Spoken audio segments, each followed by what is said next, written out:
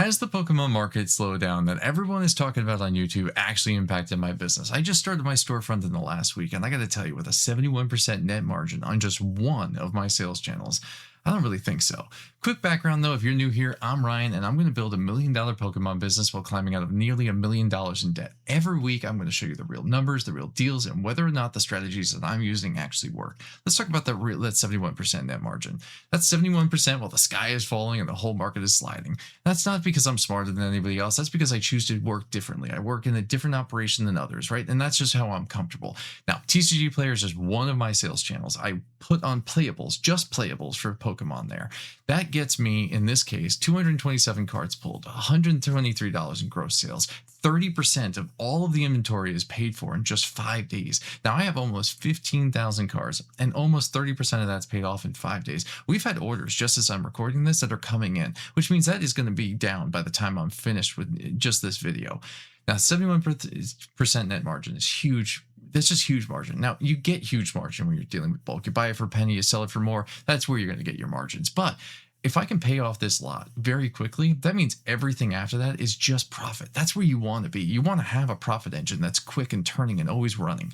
Right now, I have about 20,000 playable cards that is being sifted by another person, a member of my Discord community, which we'll go into that a little bit later, who's going to help me make sure that I'm always having things push more into that machine, because I never want to run out of these playables because players need them, right? Now, that's just, again, one thing that I'm working on. We've had a 248% ROI. What does that actually mean? Every dollar I put in, $3.50 are made in sales. That's huge business, guys. Now, we also have another side of the business. This is our storefront. Our storefront launched just this past Saturday on July 4th. It was a great part of the rollout, and we've had 2 people buy 2 different times from us. One was a part of our server. We'll talk about more of that later. And one was just completely random. It came to us on the shop app, and we have now talked with them on email. I thanked them for the order because they were our first booster box. They went and bought again from us. It's lovely to have new people. They've joined the server since, and I think that they'll probably continue to buy from us. That kind of relationship is something that I love building. Now, we've had over $1,300 in gross sales, 14 orders across these 2 platforms, and we've done just amazing work. Our bulk really just kind of gives us a platform, a base of operations, right? And our actual avatcg.com, our sealed channel, is where a lot of our profits really going to come from, pushing us with higher dollar value. This is in the same week in a supposedly dead market. Now, is it 15 orders? No, but I'm a small YouTube channel, and I only had but so many people start up on day 1. But the fact of the matter is I had people buying on day 1 and day 2 and day 3 and day 4 of a 5-day operation. I love what I'm building right now. 2 engines right now, 1 machine, all of this working together. Neither of them is in congruence or operating in a space where the other one isn't or can't be operating at the same time. It takes one person to do it all. But the reality is, when you're a small business, you got to do a lot. And when you're a TCG business, you got to figure out a way to do much more, because the margins tend to be slim at the top when you're dealing with sealed. But that's where the margins gained on the bulk is so much better, right? Now, the reason this works is because we built an ecosystem. We have collectors that buy Pokemon at MSRP throughout our drop community. I run a very successful drop server at this point. We help people get everything that they need, both online and in the wild. Locally, they are almost instantaneously notified when something is dropped at a local Target or Walmart, and they are there to make sure that they get what's on the shelves. We also help with online drops, and whether you're local to me or you're across the United States, it doesn't matter. Those local drops and those online drops are going to help you rip at MSRP, and that's one of the focuses of our community. And because I do that within the community, after they're done ripping, they sell or trade the cards, the things that they don't want, the bulk or the duplicates or whatever else. They do that, and then from that, I help them get packs or boxes or singles, the things that they're chasing, all on avatcg.com. That's the flywheel we built, and because of that, I built a little bit of percentage, a little bit of margin into all that, and just keep churning through the machine. We're going to talk a little bit more about what that machine netted out, but today's number is 13. And by the way, at the end of the video, I want you to talk to me about what you think that 13 represents for you, what you can turn 13 into, and how that operates for you. You'll know why 13 need to be easy as we explain some of the price charting here, but let me talk about what it meant for me. About 5 days ago, Sunday, I would say, actually 4 days ago, Somebody reached out. I'm part of a Instagram notification, just a group of people who are local vendors, and somebody posted, "Hey, I'm looking. I think it was their boyfriend actually. I'm looking to sell a Pokemon Center Ascended Heroes ETB." And I said, "Sure." I was the only one apparently that reached out. I told, in this case, her what I would be willing to pay for it, and she told me that that percentage just didn't work for them. I said, respectfully, totally understand. Have a great night. Well, because I said I was willing to buy Pokemon Center ETBs, about 2 days later, another member of that same Instagram just reached out to me and said, "Hey, I saw that you're buying Pokemon Center ETBs. I'm a vendor. I'd like to get rid of them. I want cash for a future show." I said, "Yeah, sure. What do we got?" And it turns out there are 13 PKC ETBs in there. Great stuff, right? Great stuff that I know I'll be able to move either on my online store, right? And the percentage delta between where I'm buying them at and where I'm going to be ultimately be selling them at is good enough that I'll have my margin in there baked in, or that I'm going to be able to use them as a part of my bulk operation where people return to me their bulk cards or their singles or sealed or little things, right? In order to get into the bigger things that they may not have been always able to get. And that's the thing I love, right? Because it provides a service to my community. But those 13 ETBs didn't just come to me by mistake. They came to me because I worked at it. I'm going to show you what that deal sheet looks like. Now, this is the actual deal sheet I delivered. I always deliver something like this, and I create what I call a flagship program. So that's like your Pokemon Center ETBs, your ETBs, your bundles, your booster boxes, the big things, the UPCs, certain premium collection boxes like the heavy hitters or the blooming waters and things like that, right? And because I do that, I do a certain percentage when it's kind of the flagship model, and everything else goes at a different percentage. And then there's the difference if you're doing trade versus cash, but this is their actual deal sheet. Now, I can show this because it doesn't have their name, but it shows you exactly what I'm picking up, and that's a lot of stuff. One of the things I'm already planning on moving, I know how I'm going to move it. I'm looking forward to moving it because it's a cash flow back in. This is a lot of cash that's going to be kind of leaving the account very quickly. And now I want to be able to move it back out into the system so that I can take that cash position and move it again, right? Like that's the churn and burn of this all. Now, I show this because I want you all to understand how to think through this problem. It's not just, oh, I buy it 80% and I sell it, I don't know, 100%, right? You got to think, how do I make these deals? How do I make these connections? That started because I was willing to say yes, right? Then that's the big thing. I said yes when others just wouldn't or didn't. That deal doesn't just exist otherwise. I answered the phone while everyone said, "Oh, wait," right? Now, this is part of what I would say to you is, I know that one of my friends, he's kind of famous now for always be listing, and that's really related to the singles and the bulk kind of operation.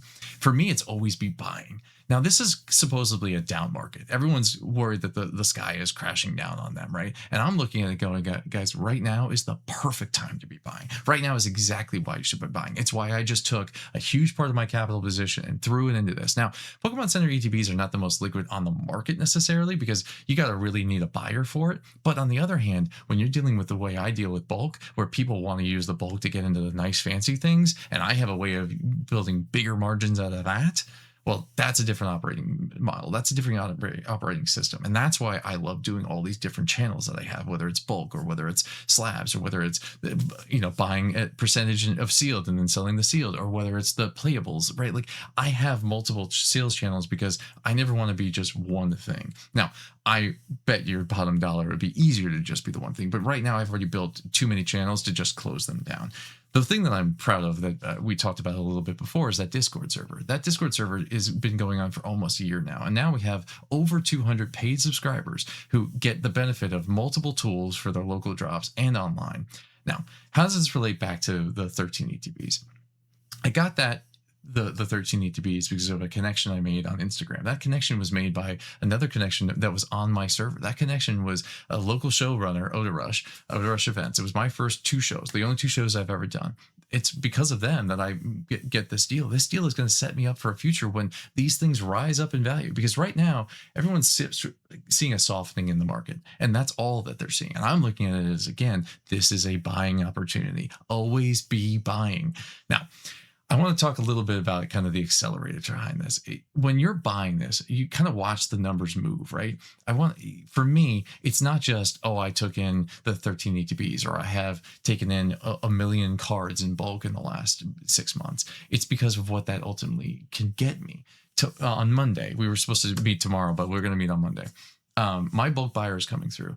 I plan to unload about, I want to say, I think we're coming up to a final number here. By the time we're done, it's going to be close to 350,000 cards. 350,000 cards is going to net me. I think we came to the final number just a little bit over $13,000. That's a huge opportunity. Now, it's not exactly those numbers. There's energy cards and other things involved in there, but the number on the back end is real. $13,000 in recapitalization is huge numbers. That's why I feel comfortable spending a portion of that position to go and get these ETBs that I know will be fuel for the fire that will be more bulk in the future or more trades in the future. I'm going to talk tomorrow about what I consider this kind of swing trade mentality and what you have to build as a part of that. Now, I think that there's some great people who talk about swing trades that are dealing with bigger ticket items. And DJ from DJ's Pokemon Center, who again has been wildly helpful and successful. I'm grateful to him as well as admirer of him. He specifically has been talking about these prismatic cases that he's doing as a swing trade. He doesn't need to unload these right away because he knows very soon, 6 months, a year, whatever it may be, they're going to be exploding in value. I completely agree with him. And that's something I want to talk to you about tomorrow, but at a smaller scale, at the more collector scale, because not everybody has the ability to buy a sealed case, but you do have the ability to collect certain things. And we're going to talk about that tomorrow. But overall, I want to talk about, as we kind of close out, yes, part of my flywheel is that my community helps people get MSRP drops at retail, right? At live retail. Then they open the packs and they go through this whole process with me, like we talked about. That gives me a certain kind of moat, a ability to do things that you may not inherently be able to do. But I do think that you're able to do a lot of these things because I don't just, sell Pokemon. That's not what I'm here to do. I'm trying to keep collectors in the hobby. That flywheel is how I can build the margins. You have to build your flywheel, whether it's in your local community, at a very local level, just within, I don't know, your little town or your city, whatever it may be, or you're starting your own YouTube, you're starting to grow into a Discord space, whatever it may be for you. There are links below if you want to join our Discord, if you want to check out my website. Certainly subscribe if any of this interests you. But ultimately, what I want to say is next week, when those ETBs arrive, I'll be launching them onto the website. Somebody's going to buy them, I'm sure of it. And others are going to say, I want to bring my bulk for that. That's the idea behind this kind of sales channel. And now I could be completely wrong and they sit for 6 months, but I guarantee you they're not going to sit for 6 months and lose value. That's not how this works. That's just not how this works with Pokemon. Will there be a day where there's a Pokemon crash, a true crash, and not just a market slowdown? Yes. Is that today, or tomorrow, or before the 30th, or before this new Rayquaza set? No, it's just not. Now, if you made it this far, comment 13 and below and tell me about what you've done, what you could have done with $5,000. Buy now, wait, what would you have bought? What would you have invested in? Whether it's in Pokemon or in Magic or in sealed product or in singles or slabs, what would you have taken those $5,000 and done with it? How would you have built your flywheel? Comment 13 below and talk about that. Now, as always, I want to end with be good or be good at. I'll see you next time, and thank you very much for watching.